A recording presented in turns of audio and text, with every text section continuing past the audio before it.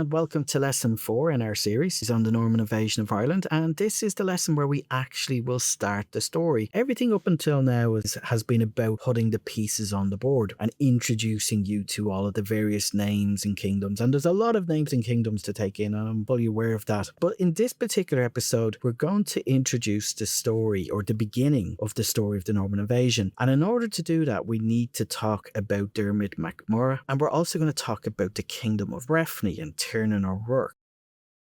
While still a teenager, Dermot became king of Leinster around the year 1126 AD after the death of his older brother. He quickly built himself a reputation as a strong and dominant figure who was good in battle, but also a man known to create many enemies. There's a famous story that some of you may have heard. In 1152, Dermot eloped with the wife of the king of Breifne, Tiernan or Rourke. Dearbhforgaill has often been portrayed as the Irish Helen of Troy because this would play, albeit in a small way, a part in the eventual downfall of Dermot and the subsequent Norman invasion. This is because it put in place a chain of events that would lead to Tiernan O'Rourke with his ally Rory O'Connor deposing Dermot. While the idea of Dermot eloping with Dearbhforgaill sounds very romantic, the reality is he's much more likely to have kidnapped her in an effort to humiliate the king of Breifne. Some sources say that Dearbhforgaill was happy enough to be taken away from Tiernan though, because Tiernan was at war with her family in the kingdom of Meath. Whichever version is true doesn't change the fact that Dermot created a bitter enemy of Tiernan O'Rourke. Also, to say that this was the sole cause of what happened next would be an overstatement. There were additional reasons. Rory O'Connor, as King of Connacht, had been involved with a long struggle with the O'Loughlyns to become High King of Ireland. The O'Loughlyns were a branch of the O'Neill family who had first taken the name from Lachlan O'Neill. Dermot was a staunch ally of MacLachlan, while Tiernan, or Rourke, was an ally of Rory O'Connor. When Rory defeated MacLachlan, they wanted to punish Dermot for his earlier support of his enemies. So in 1166, Tiernan O'Rourke, supported by Rory O'Connor, deposed Dermot, who fled Ireland to seek help from the Norman king Henry II. By the late 1150s, Dermot had a good relationship with the Normans in England, both through trade and also in battle. Dermot had gave Henry II both the use of his fleet and troops in some of Henry II's earlier campaigns.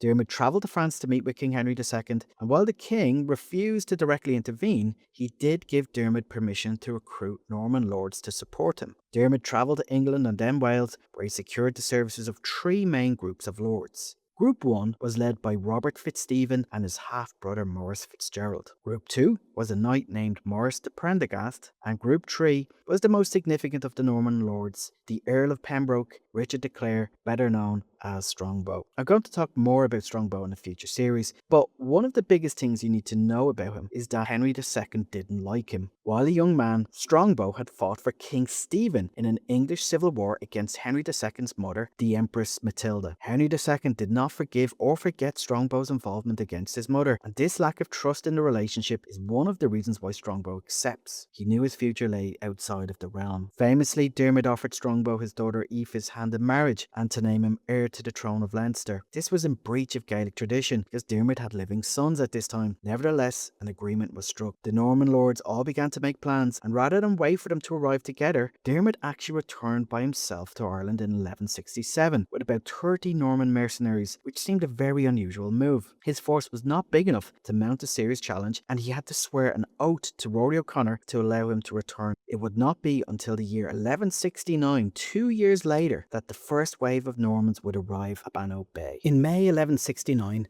300 men with Robert Fitzstephen and nearly 200 men with Maurice de Prendergast landed at Bannow Bay, County Wexford. The Norman invasion of Ireland had just begun. Dermot, ignoring his oath of allegiance to Rory O'Connor, had raised a force of 500 Leinster men to his standard, and he moved south to join his Norman mercenary allies. Together, this combined army quickly overran the town of Wexford, and Dermot offered the town of Wexford to Robert Fitzstephen as a reward. The combined force went on to invade the kingdom of Ossory and defeated the forces of Ossory in battle. However, at some point during this campaign, Dermot must have offended Maurice de Prendergast because the Norman lords switched sides and offered his services to the king of Ossory on the provision that he didn't fight against his former Norman allies. This little known episode during the early Norman invasion could have derailed Dermot's plans, because at the same time as this occurs, Rory O'Connor had descended on Leinster with a large army. Rory's forces surrounded Dermot at Ferns. Robert Fitzstephen, who had remained loyal to Dermot, fortified an elevated position and a small force dug in. Unwilling to lose men in a frontal assault, Rory sought to negotiate with Dermot. For the second time, he allowed Dermot to swear an oath of loyalty to him. an oath that Dermot had no intention of keeping.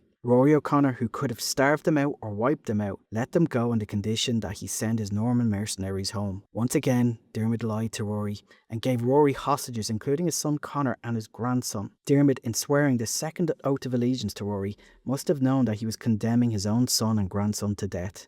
And sure enough, Rory O'Connor will have them executed in 1170 when the next wave of Normans come to Ireland. This next wave would eventually include Strongbow.